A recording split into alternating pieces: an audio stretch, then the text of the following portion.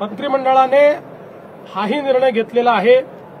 सातत्याने ओला दुष्काळाची मागणी होत असते, पण मॅन्युअलमध्ये ओला दुष्काळ कुठेही नाही, आजपर्यंत कधी ओला दुष्काळ जाहीर झालेला नाही।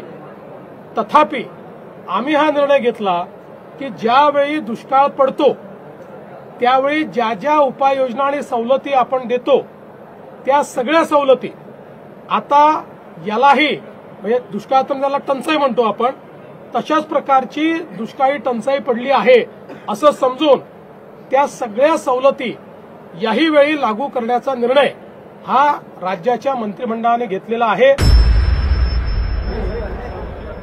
मंत्रिमंडळाच्या बैठकीमध्ये आज काही महत्त्वाचे निर्णय घेण्यात आलेले आहेत। यामध्ये विशेषतः गेल्या काही महिन्यांमध्ये सातत्याने महाराष्ट्रामध्ये जी अतिवृष्टी झाली आणि त्यामध्ये शेतकऱ्यांचं जे काही नुकसान झालं या संदर्भात एक आढावा आम्ही घेतला। जवळपास 60 लाख हेक्टरचं नुकसान हे झाल्याचा प्राथमिक अंदाज आहे। यापैकी पहिल्या टप्प्यातलं जे काही नुकसान होतं ऑगस्टपर्यंतचं त्याकरता 2215 कोटी रुपये हे राज्य सरकारने वितरित करणं चालू केलेलं आहे। ई-केवायसीचे जी काही अट होती ती शिथिल करून अॅग्रीस्टॅकच्या रेकॉर्डप्रमाणेच हे पैसे देण्याचा आम्ही निर्णय घेतलेला आहे आणि त्या संदर्भातली कारवाई आम्ही सुरू केलेली आहे। असाही निर्णय करण्यात आलेला आहे की आता पुढच्या 2-3 दिवसात सगळ्या प्रकारची माहिती आमच्यापर्यंत पोहोचेल। काही ठिकाणी पाणी असल्यामुळे योग्य प्रकारचं असेसमेंट घेता येत नव्हतं आणि म्हणून त्यांना अधिकचा वेळ आपण दिलाय। पुढच्या 2-3 दिवसात ही सगळी माहिती पोहोचेल। त्यानंतर शेतकऱ्यांना करावयाची मदत असेल,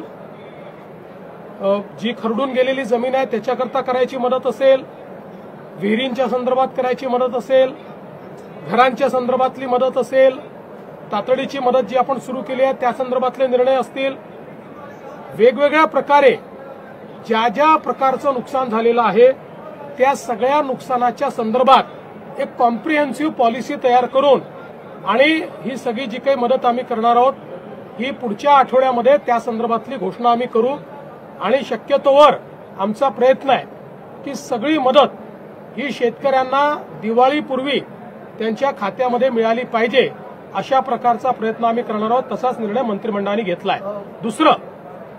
दुसरं मंत्रिमंडळाने हाही निर्णय घेतलेला आहे। सातत्याने ओला दुष्काळाची मागणी होत असते, पण मॅन्युअलमध्ये ओला दुष्काळ कुठेही नाही, आजपर्यंत कधी ओला दुष्काळ जाहीर झालेला नाही।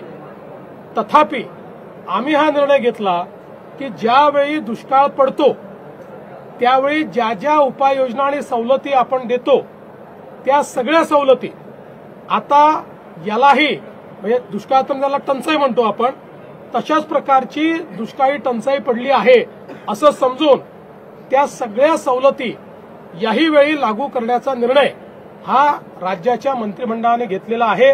त्यामुळे जी काही मागणी होती की त्यावेळच्या सवलती लागू झाल्या पाहिजेत किंवा ओला दुष्काळ जाहीर करायचा अर्थच तो असतो की त्या सवलती लागू करा, तशा सगळ्या सवलती या लागू करण्याचा निर्णय हा राज्याच्या मंत्रिमंडळाने घेतलेला आहे। मी आज यापेक्षा अधिक सांगणार नाही, कारण आता ही सगळी नुकसानाची आकडेवारी जमा होतेय, ती पूर्ण जमा पुढच्या 2-3-4 दिवसात होईल आणि जसं मी सांगितलं लवकरात लवकर पण कुठल्याही परिस्थितीत पुढच्या आठवड्याच्या आत आपल्याला या संदर्भातली जी काही मी शिंदेसाहेब आणि अजितदादा आम्ही बसून या संदर्भातला निर्णय घेणार आहोत आणि त्या